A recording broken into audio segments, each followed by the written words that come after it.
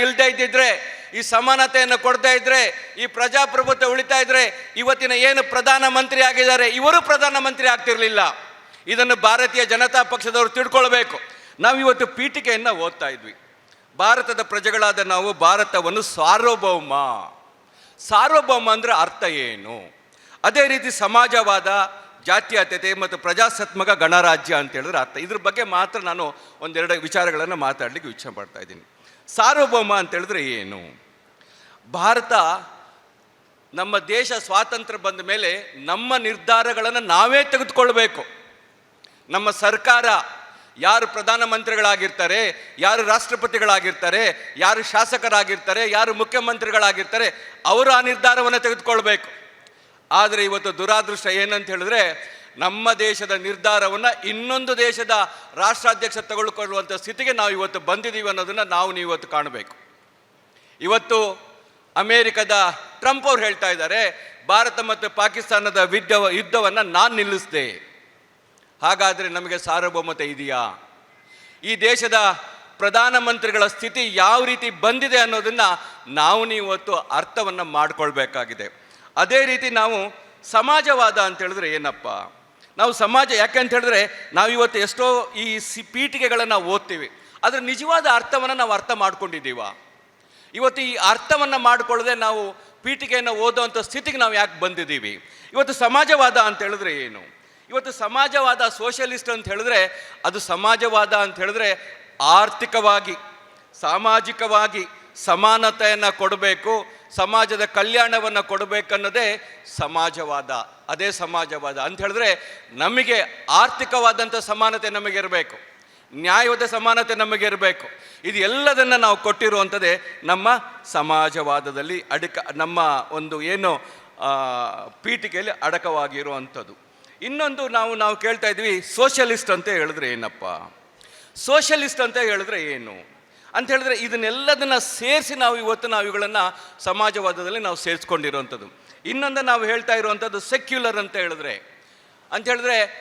ಈಗ ಹೇಳ್ತಾ ಇದ್ರು ಸೆಕ್ಯುಲರನ್ನು ಯಾವಾಗ ಸೇರಿಸಿದ್ರು ಅಂತ ಹೇಳಿದ್ರೆ, ಸೆಕ್ಯುಲರ್ ಅಂತ ಹೇಳಿದ್ರೆ ನಮ್ಮ ದೇಶದಲ್ಲಿ ಯಾವ ಜಾತಿ, ಯಾವ ಧರ್ಮ ಇದೆ ಅವರೆಲ್ಲರಿಗೂ ಸಮಾನತೆಯನ್ನು ಕೊಡಬೇಕು. ಇವತ್ತು ಹಿಂದೂಗಳು ಯಾವ ರೀತಿ ಆಚರಣೆಯನ್ನು ಮಾಡ್ತಾರೆ, ಅಥವಾ ಕ್ರೈಸ್ತ ಧರ್ಮದವರು ಯಾವ ರೀತಿ ಆಚರಣೆಯನ್ನು ಮಾಡ್ತಾರೆ, ಯಾರು ಮುಸ್ಲಿಮರು ಇರ್ತಾರೆ, ಇವರೆಲ್ಲರಿಗೂ ಅವರವರ ಧರ್ಮಗಳನ್ನು, ಅವರವರ ಜಾತಿಗಳೆಲ್ಲ ಅವರವರು ಯಾವ ಆಚಾರ ವಿಚಾರಗಳನ್ನು ಮಾಡ್ತಾ ಇದ್ದಾರೆ, ಅವರಿಗೆ ಸಂಪೂರ್ಣವಾದ ಸ್ವಾತಂತ್ರ್ಯವನ್ನು ಕೊಡೋದನ್ನು ನಾವು ಅದನ್ನು ಇವತ್ತು ಸೆಕ್ಯುಲರ್ ಅಂತ ಹೇಳ್ತಾ ಇರೋವಂಥದ್ದು. ಇನ್ನೊಂದು ಪದವನ್ನು ಪ್ರಜಾಸತ್ತಾತ್ಮಕ ಅಂತ ಹೇಳಿದ್ರೆ ಏನಪ್ಪ? ಪ್ರಜಾಸತ್ತಾತ್ಮಕ ಅಂತ ಹೇಳಿದ್ರೆ ಪ್ರಜೆಗಳಿಂದ, ಜನರಿಂದ, ಜನರಿಗಾಗಿ, ಜನರಿಗೋಸ್ಕರ ನಡೆಸುವಂಥ ಒಂದು ಸರ್ಕಾರವನ್ನು ಪ್ರಜಾಸತ್ತಾತ್ಮಕ ಅಂತ ನಾವು ಹೇಳ್ತಾ ಇರೋವಂಥದ್ದು. ಇನ್ನೊಂದನ್ನು ನಾವೇನು ಗಣರಾಜ್ಯ ಅಂತ ಹೇಳಿದ್ರೆ, ಇದೆಲ್ಲ ನಮ್ಮ ಒಂದು ಅಡಕವಾಗಿರುವಂಥದ್ದು. ನಾವೇನು ಪ್ರಿಯಂಬಲಲ್ಲಿದೆ ಇವದೆಲ್ಲ ಅಡಕವಾಗಿರುವಂಥದ್ದು. ಇವತ್ತು ಗಣರಾಜ್ಯ ಅಂತ ಹೇಳಿದ್ರೇನು?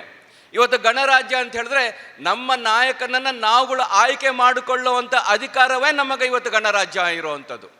ಇದು ಎಲ್ಲದನ್ನು ಸೇರಿಸಿ ಇವತ್ತೇನಿದೆ ಪ್ರಿಯಂಬಲಲ್ಲಿ ಇದನ್ನು ಭಾಳ ಸ್ಪಷ್ಟವಾಗಿ ನಮ್ಮಲ್ಲಿ ಕೊಟ್ಟಿದ್ದಾರೆ. ಇದರ ಅರ್ಥವನ್ನು ಇವತ್ತು ನಾವು ಮಾಡ್ಕೊಳ್ಬೇಕಾಗಿದೆ. ಇವತ್ತು ಏಕೆಂತ ಹೇಳಿದ್ರೆ, ಭಾರತ ದೇಶ ನಮಗೆ ಸ್ವಾತಂತ್ರ್ಯ ಸಿಕ್ಕ ನಂತರ ಏನು ಆಗಿದೆ ಅನ್ನೋದು ಇದ್ರ ಮೇಲೆ ನಿಂತಿರೋವಂಥದ್ದು. ಈಗ ರತ್ನಾಕರ್ಣ ಒಂದು 2-3 ಪ್ರಶ್ನೆಗಳನ್ನು ಕೇಳಿದ್ರು. ಒಂದು ವೇಳೆ ಅಂಬೇಡ್ಕರ್ ಹುಟ್ಟಿದ್ರೆ ಏನಾಗ್ತಿತ್ತು? ನಾನು ಅವ್ರಿಗೆ ಹೇಳಲಿಕ್ಕೆ ಬಯಸ್ತಾ ಇದ್ದೀನಿ, ರತ್ನಾಕರ್ಣ ಅಂಬೇಡ್ಕರ್ ಹುಟ್ಟಿದ್ರೆ ಅಲ್ಲ, ಇವತ್ತು ಒಂದು ವೇಳೆ ಅಂಬೇಡ್ಕರ್ ಅವರು ಏನಾದರೂ ನಮ್ಮ ಸಂವಿಧಾನವನ್ನು ಬರೆಯದಿದ್ರೆ ಏನಾಗ್ತಾ ಇತ್ತು? ಇವತ್ತು ಒಂದು ವೇಳೆ ಸಂವಿಧಾನವನ್ನು ಬರೆಯದೇ ಇದ್ದರೆ, ಇವತ್ತು ಸಂವಿಧಾನವನ್ನು ಅಂಬೇಡ್ಕರ್ ಅವರು ಯಾರಿಗೋಸ್ಕರ ಬರೆದ್ರು, ಯಾತಕ್ಕೋಸ್ಕರ ಬರೆದ್ರು, ಯಾರಿಂದ ಬರೆದ್ರು? ಇವತ್ತು ಮಹಾತ್ಮ ಗಾಂಧೀಜಿ ಅವರು ಯಾಕೆ ಅಂಬೇಡ್ಕರ್ ಅವರ ಹೆಸರನ್ನು ಸಂವಿಧಾನವನ್ನು ಬರೆಸಲಿಕ್ಕೆ ಅವರ ಸೂಚನೆಯನ್ನು ಮಾಡಿದ್ರು? ನಮಗೆ ಸ್ವಾತಂತ್ರ್ಯ ಬಂದಾಗ ಸಂವಿಧಾನವನ್ನು ರಚನೆಯನ್ನು ಮಾಡಬೇಕು ಅಂಥೇಳಿ ಸರ್ದಾರ್ ವಲ್ಲಭಾಯ್ ಪಟೇಲ್ ಆಗ್ಬೋದು, ಜವಾಹರ್ಲಾಲ್ ನೆಹರು ಆಗ್ಬೋದು, ಇವರೆಲ್ಲರೂ ಚಿಂತನೆಯನ್ನು ಮಾಡ್ತಾಯಿದ್ರು. ಹಲವಾರು ಜನ ಹಲವಾರು ಸಲಹೆಗಳನ್ನು ಕೊಟ್ಟರು. ನಾವು ಬೇರೆ ದೇಶದ ಒಂದು ಕಾನ್ಸ್ಟಿಟ್ಯೂಷನನ್ನು ತರಿಸೋಣ, ಅಥವಾ ಬೇರೆ ಯಾರಾದರೂ ಬೇರೆ ದೇಶದಿಂದ ಪ್ರಖ್ಯಾತ ಯಾರೆಲ್ಲಿದ್ದಾರೆ ಅವ್ರ ಹತ್ರ ನಾವು ಬರೆಸೋಣ ಅಂಥೇಳಿ.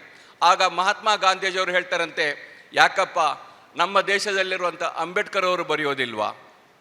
ಹಲವಾರು ಪದವಿಗಳನ್ನು ಪಡೆದಂಥವರು, ದೇಶ ವಿದೇಶಗಳನ್ನು ಸುತ್ತಿದಂಥವರು, ಈ ದೇಶದ ಪ್ರತಿಯೊಂದು ಜನರ ಪರಿಚಯ ಇರುವಂಥ ಅಂಬೇಡ್ಕರ್ ಅವರು ಆಗಬಾರ್ದ ಅಂಥೇಳಿ ಅಂಬೇಡ್ಕರ್ ಅವರ ಹೆಸರನ್ನು ಸೂಚಿದವರು ಮಹಾತ್ಮ ಗಾಂಧೀಜಿಯವರು.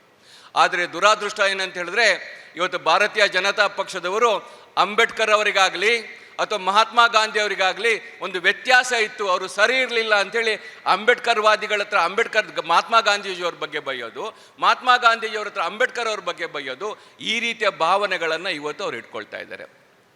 ರತ್ನಾಕರಣ ಒಂದು ವೇಳೆ ಇವತ್ತು ಮಹಾತ್ಮ ಗಾಂಧೀಜಿಯವರು ಅಂಬೇಡ್ಕರ್ ಹೆಸರನ್ನು ಸೂಚಿಸದೇ ಇದ್ದಿದ್ರೆ, ಅಂಬೇಡ್ಕರ್ ಅವರು ಇವತ್ತು ಏನಾದರೂ ಸಂವಿಧಾನವನ್ನು ಬರೀತಾ ಇದ್ದರೆ ಇವತ್ತು ಏನು ಸಮಾನತೆ ಅನ್ನೋ ಒಂದು ಪದ ಇದೆ ಇವತ್ತು ಬರ್ತಿರ್ಲಿಲ್ಲ, ಇವತ್ತು ಅಸಮಾನತೆ ನಮ್ಮಲ್ಲಿ ಇರ್ತಾ ಇತ್ತು. ಇವತ್ತು ಏನು 75 ವರ್ಷಗಳಿಂದ ಈ ದೇಶ ಗಣರಾಜ್ಯವಾಗಿ ಪ್ರಜಾಪ್ರಭುತ್ವವಾಗಿದೆಯೋ ಅದು ನಮ್ಮಲ್ಲಿ ಇರ್ತಾ ಇರಲಿಲ್ಲ. ನಾವೇ ನೋಡ್ಬೋದು ನಮ್ಮ ಸುತ್ತಮುತ್ತಲಿರುವಂತಹ ಪಾಕಿಸ್ತಾನದ ಸ್ಥಿತಿ ಏನಾಗಿದೆ, ಇವತ್ತು ಬಾಂಗ್ಲಾದೇಶದ ಸ್ಥಿತಿ ಏನಾಗಿದೆ, ಶ್ರೀಲಂಕಾದ ಸ್ಥಿತಿ ಏನಾಗಿದೆ. ಅವರೆಲ್ಲರಿಗೂ ನಮ್ಮ ಜೊತೆ ಸಿಕ್ಕಂಥ ಸ್ವಾತಂತ್ರ್ಯಗಳು. ಆದರೆ ಇವತ್ತು ಆ ದೇಶದ ಪರಿಸ್ಥಿತಿ ಏನಾಗಿದೆ, ಅದೇ ಪರಿಸ್ಥಿತಿ ನಮ್ಮ ದೇಶದಲ್ಲಿ ಸಹ ಆಗ್ತಾ ಇತ್ತು. ಇನ್ನೂ ಒಂದು ಹೆಜ್ಜೆ ಹೇಳೋದಾದರೆ, ಇವತ್ತು ಏನು ಪ್ರಧಾನಮಂತ್ರಿಗಳಿದ್ದಾರೆ ಇವರು ಪ್ರಧಾನಮಂತ್ರಿ ಆಗ್ತಿರಲಿಲ್ಲ. ಒಂದು ವೇಳೆ ಸಂವಿಧಾನ ಇಲ್ಲದೇ ಇದ್ದಿದ್ರೆ, ಈ ಸಮಾನತೆಯನ್ನು ಕೊಡ್ತಾ ಇದ್ರೆ, ಈ ಪ್ರಜಾಪ್ರಭುತ್ವ ಉಳಿತಾ ಇದ್ರೆ, ಇವತ್ತಿನ ಏನು ಪ್ರಧಾನಮಂತ್ರಿ ಆಗಿದ್ದಾರೆ ಇವರು ಪ್ರಧಾನಮಂತ್ರಿ ಆಗ್ತಿರಲಿಲ್ಲ. ಇದನ್ನು ಭಾರತೀಯ ಜನತಾ ಪಕ್ಷದವರು ತಿಳ್ಕೊಳ್ಬೇಕು. ಇವತ್ತು ಏನಾದರೂ ಈ ದೇಶದಲ್ಲಿ ಪ್ರಧಾನಮಂತ್ರಿ ಆಗಿದ್ದಾರೆ, ಮೋದಿಯವರು ಪ್ರಧಾನಮಂತ್ರಿ ಆಗಿದ್ದಾರೆ, ಏನು ಹಿಂದುಳಿದವರಿಗೆ ಅಧಿಕಾರವನ್ನು ಕೊಟ್ಟಿದ್ದಾರೆ ಅಂತ ಹೇಳಿದ್ರೆ ಇದು ಸಂವಿಧಾನ, ಕಾಂಗ್ರೆಸ್ ಪಕ್ಷ ಕೊಟ್ಟಂಥ ಸಂವಿಧಾನ ಅಂಥೇಳಿ ನಾವು ಅವ್ರಿಗೆ ಒತ್ತಿ ಒತ್ತಿ ಹೇಳಬೇಕಾಗಿದೆ. ಇವತ್ತು ನಾವೆಲ್ಲರೂ ಒಂದೇ ಅಣ್ಣ ತಾಯಿ, ಒಂದೇ ಅಣ್ಣ ತಮ್ಮನ ಥರ ಬದುಕ್ತಾ ಇದ್ದೀವಿ ಅಂತ ಹೇಳಿದ್ರೆ ಇದು ಸಂವಿಧಾನದಿಂದ ನಾವು ಬದುಕ್ತಾ ಇರೋವಂಥದ್ದು. ನಮಗೆಲ್ಲಿಗೂ ಇವತ್ತು ನಾನು ಅದರಲ್ಲೂ ಮಹಿಳೆಯರಿಗೆ ಇವತ್ತು ಏನಾದರೂ ಸ್ವಾತಂತ್ರ್ಯ ಸಿಕ್ಕಿದೆ, ಅಧಿಕಾರ ಸಿಕ್ಕಿದೆ ಅಂತ ಹೇಳಿದ್ರೆ ಅದು ಸಂವಿಧಾನದಿಂದ ಸಿಕ್ಕಿದೆ. ಆದರೆ ಇವತ್ತು ಭಾರತೀಯ ಜನತಾ ಪಕ್ಷದವ್ರದ್ದು ಏನು ಒಂದು ಇಡನ್ ಅಜೆಂಡಾ ಇದೆ ಅಂಥೇಳಿ ತಮಗೆಲ್ಲರಿಗೂ ಗೊತ್ತಿದೆ. ಹಾಗಾಗಿ ನಾನು ಯಾಕಂತ ಹೇಳಿದ್ರೆ ಇದ್ರ ಬಗ್ಗೆ ಭಾಷಣವನ್ನು ಮಾಡಲಿಕ್ಕೆ ಇವತ್ತು ನಾವು ಇಬ್ಬರು ನಾಯಕರುಗಳನ್ನ ಕಳಿಸಿದ್ದೀವಿ. ಅವರ ಮಾತುಗಳನ್ನು ತಾವೆಲ್ಲರೂ ಕೇಳಬೇಕು ಅಂಥೇಳಿ ಕೊನೆಯದಾಗಿ ನಾನು ಒಂದೇ ಒಂದು ತಮ್ಮಲ್ಲಿ ಮನವಿ ಮಾಡ್ಕೊಳ್ಳೋದು ಏನಂತ ಹೇಳಿದ್ರೆ, ಇವತ್ತು ನಮಗೆ ಕೆಲವು ಕರ್ತವ್ಯಗಳಿದೆ. ಅದರಲ್ಲೂ ಅತ್ಯಂತ ಒಂದು ದೊಡ್ಡ ಕರ್ತವ್ಯ ಅಂತ ಹೇಳಿದ್ರೆ ನಮ್ಮ ಸಂವಿಧಾನವನ್ನು ನಾವು ರಕ್ಷಣೆಯನ್ನು ಮಾಡೋದಂಥದ್ದು. ಈ ಸಂವಿಧಾನವನ್ನು ನಾವು ರಕ್ಷಣೆ ಮಾಡಿದೆ ಅಂತ ಹೇಳಿದ್ರೆ ಆ ಸಂವಿಧಾನ ನಮ್ಮನ್ನು ರಕ್ಷಣೆ ಮಾಡುತ್ತೆ. ಹಾಗಾಗಿ ಪ್ರತಿಯೊಬ್ಬರ ಒಂದು ನಮ್ಮ ಮಹತ್ವ ಜವಾಬ್ದಾರಿ ಏನಂತ ಹೇಳಿದ್ರೆ ಈ ಸಂವಿಧಾನದ ಒಂದು ರಕ್ಷಣೆಯನ್ನು ಮಾಡುವಂಥದ್ದು. ಆ ಸಂವಿಧಾನದಲ್ಲಿ ಇರುವಂತಹ ಏನೆಲ್ಲ ನಮಗೆ ಪೀಠಿಕೆಗಳನ್ನು ಕೊಟ್ಟಿದ್ದಾರೆ, ಯಾವುದೆಲ್ಲ ಅಂಶಗಳನ್ನು ಕೊಟ್ಟಿದ್ದಾರೆ, ಇದನ್ನು ನಾವು ನಮ್ಮ ಮನೆಯಲ್ಲಿ ನಮ್ಮ ಮಕ್ಕಳಿಗೆ ಹೇಳುವಂಥದ್ದು, ನಮ್ಮ ಆಸುಪಾಸಲ್ಲವ್ರಿಗೆ ಹೇಳುವಂಥದ್ದು. ರತ್ನಾಕರಣ ಅವರು ಹೇಳಿದಾಗೆ ನಾವೇನು ಇವತ್ತು ನಮ್ಮ ಪಕ್ಷದವರು ಇದ್ದೀವಿ, ಇದನ್ನು ಸುತ್ತಮುತ್ತ ಇಟ್ಕೊಂಡು ನಾವು ಅವ್ರಿಗೆ ಹೇಳುವಂಥದ್ದನ್ನು ಇದರ ಮಾತನ್ನು ನಾವು ಮಾಡಬೇಕು ಅಂಥೇಳಿ, ಹಾಗಾಗಿ ತಮ್ಮ ಅನುಮತಿಯನ್ನು ಕೇಳಿಕೊಂಡು, ಅದೇ ರೀತಿ ನಮ್ಮ ಜಿಲ್ಲಾಧ್ಯಕ್ಷರು ಮತ್ತು ಸಭೆ ಅಧ್ಯಕ್ಷರದ ಅನುಮತಿಯನ್ನು ಕೇಳಿಕೊಂಡು ನನಗೆ ಇಲ್ಲಿಂದ ನಿರ್ಗಮಿಸಲಿಕ್ಕೆ ತಾವು ಅನುಮತಿಯನ್ನು ಕೊಡಬೇಕು ಅಂಥೇಳಿ ಮತ್ತೊಮ್ಮೆ ಈ ಕಾರ್ಯಕ್ರಮನ ಆಯೋಜನೆ ಮಾಡಿದ ಎಲ್ರಿಗೂ ಅನಿಸಿ ನನ್ನ ಎರಡನ್ನು ಮಾತನ್ನು ಮುಗಿಸ್ತೇನೆ. ಜೈ ಹಿಂದ್, ಜೈ ಕರ್ನಾಟಕ, ಜೈ ಕಾಂಗ್ರೆಸ್ ಪಕ್ಷ.